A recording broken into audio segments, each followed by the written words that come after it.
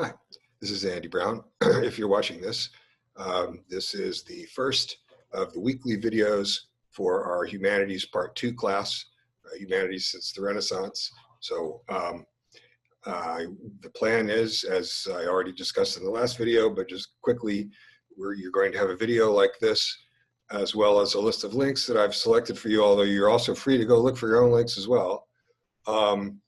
Every week, and it is of the essence of the thing that you do it every week. Again, as I explained in the last video, it's like, you're exercising your abilities, you're exercising your mind and your skills for doing this stuff. And so the only way that's going to work is if you actually do something every week. So there can't be any letting stuff go and then doing everything at the end. All right, so I said that a couple times, I'm going to stop now. Today, I want to talk about the early Renaissance, el Renacimiento. ¿Por qué llamamos este épico el Renacimiento? ¿El Renacimiento de qué? Hoy quiero explicar exactamente de qué es el Renacimiento. It is, again, the discovery of the classical values. Antiquity, I'll mention that a couple times here. What is antiquity? Again, we're talking about sort of the rise of Greeks in the middle of the first millennium. And then you get at the last century of the first millennium BCE, the rise of the Caesars from the Roman Republic, and then the period of the Roman Empire up until about the 4th century after the Common Era. So that's roughly the time of the antiquities. And the fact is, although, I mean, on the one hand, the Renaissance, it called itself the Renaissance. It was self-consciously doing this, self-consciously saying they were promoting the values of antiquity. And so then the popular myth that encourages is this idea that, well, and it was all completely forgotten for hundreds and hundreds of years after the fall of Rome. Then that was just the end of everything in the sort of dreary and dark period of the Middle Ages. But any medievalist will tell you that that's very far from true. Every single century of human history has just amazing stories to tell, amazing art and literature, and that's always true. So, but we are now talking about a particular period that called itself the rebirth. In English, for various reasons, we use the French el Renacimiento. I mean, the Renaissance, not el Renacimiento como en español. All right. So, so that's what we're going to be looking at. We're going to look at today two early heroes, I will call them, of this movement, the Renaissance, and two of the people who called it the Renaissance and decided that that's what it was, which are Filippo Brunelleschi and Donatello, who was mostly just known by his name Donatello. And as I say here on our opening slide here, the heroes of the early Renaissance, heroes, that is, they knew what they were about. They wanted to revive a lot of the arts of antiquity, and they wanted that to be popularized. And before these Florentine craftspeople started really acting out on some of these ideas that they were discovering, there was a rediscovery of the Greeks, if they'd ever really been lost, amongst the intelligentsia. But it was through the efforts of Brunelleschi and Donatello and others. Another thing to remember when we're looking at the history of painting, the history of architecture or sculpture, is that we only very, very much touch the surface. So I'm going to show you these two artists, Brunelleschi and Donatello, today. But there are many, many other artists who were their contemporaries and their peers who made all kinds of amazing pieces. So it's important also to remember that we brush the surface here. We look at one or two out of dozens of great artists, and we look at 2 or 3 of their works out of dozens of works that they did. So there's lifetimes worth of stuff to study in all of this material. Okay, so let's put a little bit of historical context, what was going on. The Italian peninsula, of course, doesn't actually get unified until the 19th century. It's not until the 1800s, well after the American and French revolutions, that you get a politically unified Italian peninsula, which means that you have an incredibly colorful history of that region of the world for a very, very long time. But In the early 1400s, there were a couple of constitutional republics. Florence wasn't the only one, it was the leading one. And theirs worked well. It sort of put a curb on the nobility so that there was sort of room to move for other people. And so merchants, business people, middle class, the guilds representing workers and also artisans, and the landed families and the noble families, although I would say Italy in these centuries, 14th, 15th, 16th century, is one of those places where the nobility is the nobility because they've managed to seize that power, really. So, so they were beset by various kingdoms. The Kingdom of Naples had some trouble with them as well. But their main enemy was the Duke of Milan. And in fact, the Duke of Milan, and then later on, it was his grandson who attacked them again. And this pressure from these political regimes that they saw as these monarchical sort of dictatorial regimes kind of rallied the Florentines and made them more sort of self-conscious about the fact that they had a constitutional republic. Again, much like the Athenians of the 5th century, they started to pride themselves in this. In fact, some of them started to call themselves the New Rome. So these were some of the forces that were afoot. And stylistically then, as we'll see, the old Gothic style, which was something that went back in its roots to the Byzantine Empire, then was very much out of style with these forward-looking Florentine people who saw themselves as kind of vanguard people. Here you go, the early 1400s, and you see in the middle Florence, and it is a republic surrounded by various other kinds of states and much incredible political and military history around all of that. So the first of two people, and the one I want to take a close look here at today, is Filippo Brunelleschi. I mean, the great star of the Renaissance has to be, in my opinion, this is just a matter of taste now. I'm just telling you what I like.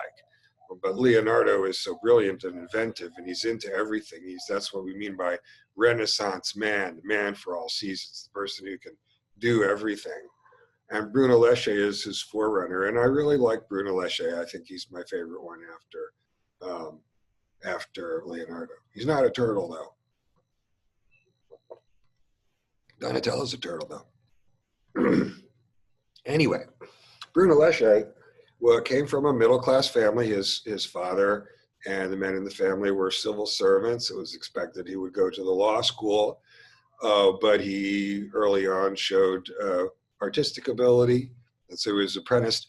He was apprenticed to the Silk Guild, but these guilds ran all these workshops. Actually, Brunelleschi trained in bronze casting and like Donatello, making jewelry. But he became more academic, and as he became more academic, he became more technical. He started looking into techniques of doing things, and he also started researching these old Roman sources, mostly these old classical sources. Brunelleschi, as I say, he was one who said, we want to have a rebirth. We want to push, bring back this stuff against the ruling aesthetic status quo. And so he became a great technician, as Leonardo did after him. We sort of have two pairs, kind of stereotypical pairs, Brunelleschi and Donatello, and then Leonardo and Michelangelo in both cases. The first, the more sort of intellectual engineer one, and the second, the more sort of tempestuous artistic one. But those, of course, are also just stereotypes that makes it easier for us to remember things. Let's look at his work as an architect. He was an architect at a time when it was a very important thing because people were it was a time of great concentration of wealth and people were building all kinds of things. And in Florence, they didn't want to build things the way people were building things up north. They were antagonistic to that. They wanted to have a kind of vanguard architecture. And Brunelleschi, and this is also true of Donatello, but Brunelleschi's achievement is particularly incredible. I mean, he didn't just go and look at the ruins. He went and spent a couple of years probably with Donatello, their close associates, Donatello the younger man. But Brunelleschi really dug into the principles behind these buildings, both in terms of engineering principles and in terms of sort of guiding light principles. Um, he unearthed, you think of people digging sculptures out of the ground, but Brunelleschi unearthed this sort of classical way of looking at things. And so he built a lot of additions and add-ons to churches. And the thing that's kind of fun, we look at these, if we were over in Italy now in Florence, and we might be led through one of these buildings, and it'd look a lot like, we start to get sort of glazed over as tourists. And, you think, okay, well, it's a really beautiful thing. But I think what it's very hard for us to imagine is the sort of electricity when people would sort of open the building, you come and look at it, and there weren't buildings like this around. And this was something new and different. And some of the people there also understood the principles of what was going on, and that an old style from the past was being excavated, all of that. So he made a tremendous impression with these buildings he built in Florence. And that was one of the things that really sort of got people interested in the Renaissance, in the movement. That is, Brunelleschi and Donatello are founders of the movement. So the Innocents Hospital, the Orphans Hospital, again, to us, if we were in Florence today and we didn't know what we were looking at, we'd say, okay, well, sure. But at the time, there weren't any buildings like this, except that there were, for example, columns that capital, the capital is the part on the column that connects the trunk of the column to the buttress, to the support. And this one here is Corinthian. Why is it Corinthian? Because the style right there was the style that was used by the very powerful ancient Greek city of Corinth. You have Corinthian, Doric, representing a region, and other kinds. So this is part of sort of art history of ancient Greece, right? Learn the capitals, learn which columns are which. But Brunelleschi said, all right, well, yeah, Corinthian capitals on my Greek revival columns. And these Greek revival buildings are everywhere. Go down and look at your town square, wherever you are in Europe or North America. And then again, as I was saying before, we might, as tourists, maybe be brought through this basilica. And yes, it is a beautiful and magnificent space. But consider, in addition to that, going into it in the 1400s, the late 15th century sometime, and seeing something that was different than any interior that you had seen. That was revolutionary. So this is the kind of immediate impact that Brunelleschi had. Nowadays, when we hear about the Fibonacci ratios, we tend to think of biology. It turns out that they're about expending energy and so on. And there's a great deal of symmetry in nature. And these were discovered by Plato and Aristotle. And an Italian Fibonacci is resurrecting this as well. And so we talk about the naturalism of the Renaissance. Remember the Gothic period and the iconic art of the Byzantine Empire didn't aim for naturalism, which would be blasphemous against representations of God. One wanted to formalize things in order to show respect. We see this also in Greek Orthodox and in ancient Egyptian art as the same kind of thing happening. Here we see a complete naturalism where Brunelleschi is saying, I'm going to appeal to these sort of cosmic constants that we see in nature, and I'm going to build a building that's organic in its proportions to that. And that's that sense of sort of classical symmetry. And Brunelleschi used these sort of magic ratios for his floor plans and all of his ratios of arches and ceilings and so on.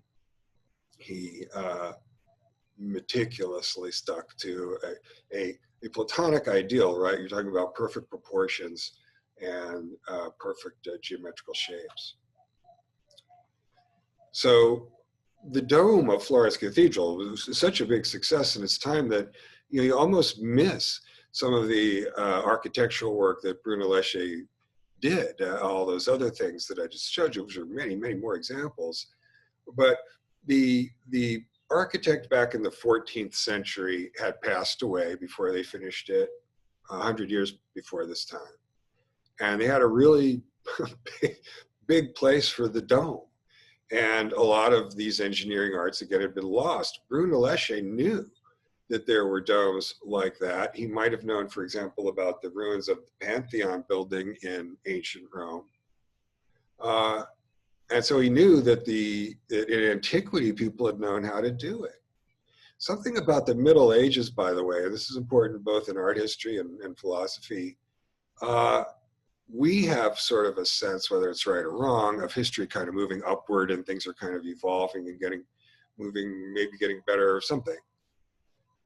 For a long time, for hundreds of years after Rome, you really had a sense that there was an incredible civilization in the past, right? Kind of a Planet of the Apes kind of thing. And so they were always sort of wondering about it. It's not as if the Greeks and Romans had been forgotten in the Middle Ages. They certainly were not. So Brunelleschi, among other things, goes back to a 1st century BC text by Vitruvius and other sources. And these people were moving a lot of water around. They were really good at hydraulics and hoisting things. And that was another thing that is a lost art. That is to say, why is that significant? Because Roman people living in the 1st or 2nd century of the Common Era in, say, Augustine's Rome, were better at moving things around, better at hoisting, better at cranes, better at that engineering skill than Europeans living in the 12th or 13th centuries, 1,000 years later. They weren't as sophisticated as the Greeks had been. And Brunelleschi went back and indeed consulted. And Leonardo, remember, and Leonardo and Michelangelo, then later, they have to build enormous scaffolds and move enormous weights around. And indeed, Leonardo studies Brunelleschi to see how he did it. So then he becomes Filippo. He's famous Brunelleschi because he built the dome of Florence Cathedral, which stands today, the largest cast brick dome in the world, was then, is now. There it is. It has 2 domes, actually, because he clad the dome on the outside to get that spire going, to get the height of it. And then he has another dome inside. And another interesting thing about it, I'll give you links, so if you're interested in this kind of thing, you can look it up more. But you know how you can sort of put a rubber band around a watermelon and make it kind of push it in? He actually has iron bands around the bottom of the dome to kind of try and hold up the weight of the masonry above it. And it actually sort of worked. There it sits. That's what it looks like from the inside. Again, a superlative dome, the largest of its kind. The other thing, so I wanted to talk to you about Brunelleschi, the architect, as a neoclassicist, a Greek revivalist, a Renaissance man. And then the other thing is linear perspective. He did it the mathematician's way. He did it the hard way. That is, he figured out the ratios, that is, how big a square would be if you were this many feet away versus how big one of your pixel squares. Think about a television where you've got your rows of pixels that you're activating. And in fact, although there are other ways to do this now, that basic mathematical, we call linear perspective. Why is it linear? Because again, you have lines running to a vanishing point, and so you can coordinate those lines in terms of lengths, and that's how you do your computation. This is a computation to produce a perspective, a vanishing point perspective. And Brunelleschi built a device. There's a picture of it there that you're looking at, where he could even get the 3-dimensional effect going and show it to people. Going for naturalism, the artist going for a technical depiction, which later in the High Renaissance would go beyond naturalism.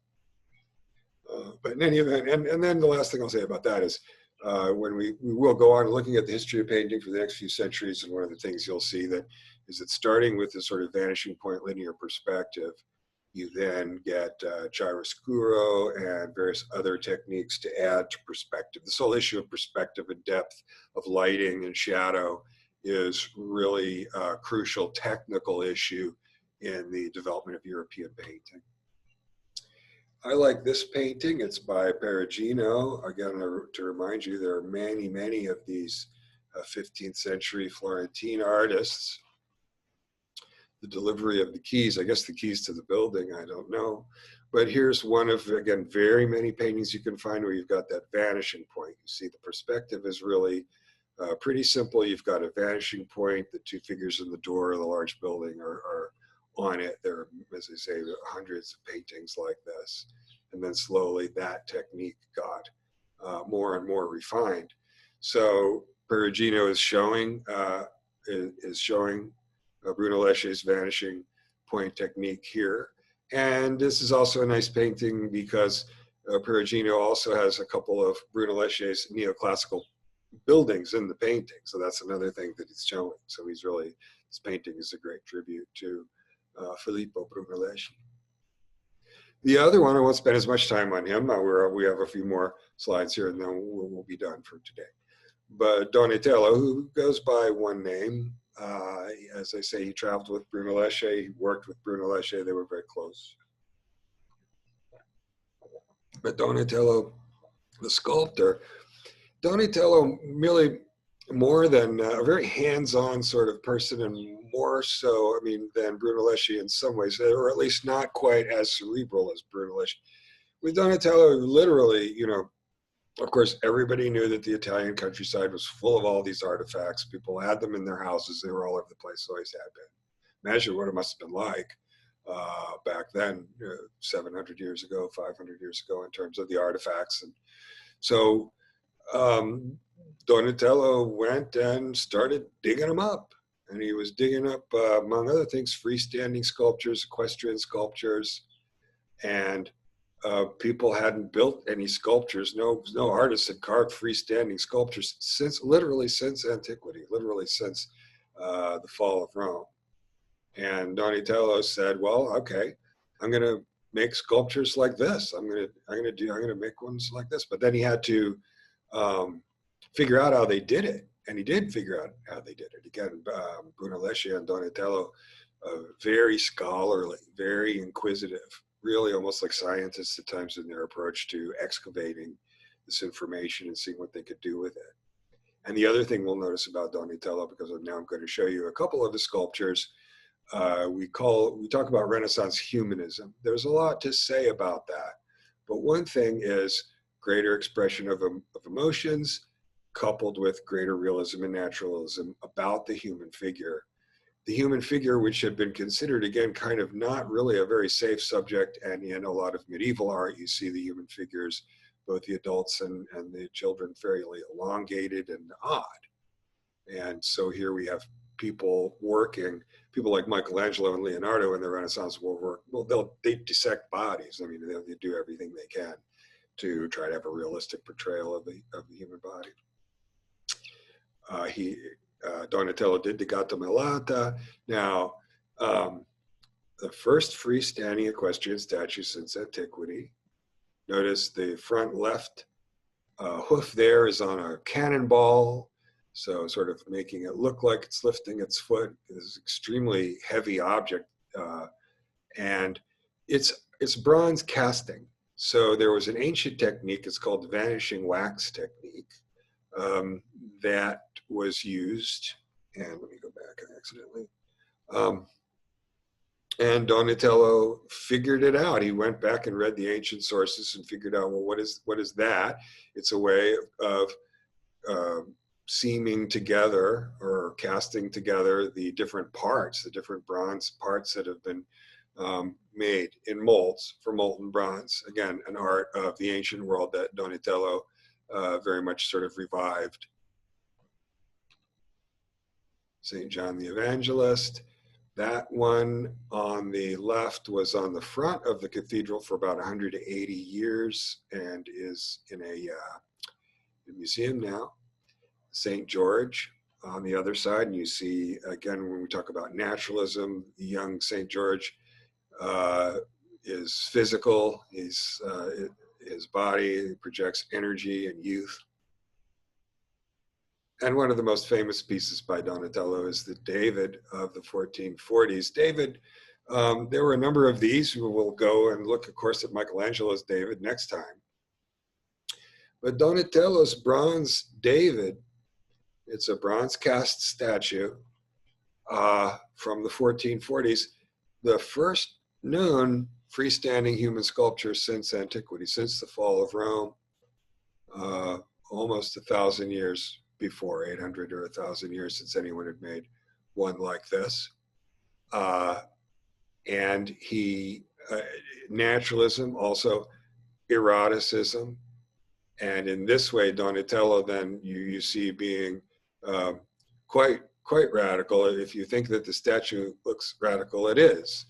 I think when we're walking through a museum, sometimes we see a statue like Donatello's David, and we think, oh, well, these people just tell this kind of stuff all around, all over the place then, and here's one of them that they saved, and now we're looking at it. But no, that's not how this thing was, this statue was perceived. This statue was perceived as provocative. And for the same reasons that you might decide that you thought it was provocative too. So I guess another thing that I would want to get out of, that I would want then just to end up here, looking both at Brunelleschi's architecture and at Donatello's sculpture, we see also that these things, although they look to us what they are, ancient Renaissance pieces of art, ooh, look at the amazingly good artists.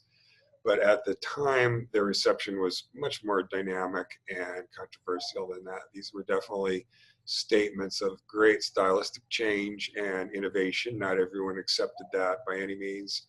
And the viewers of these works of art saw them in a much more sensational way than we do.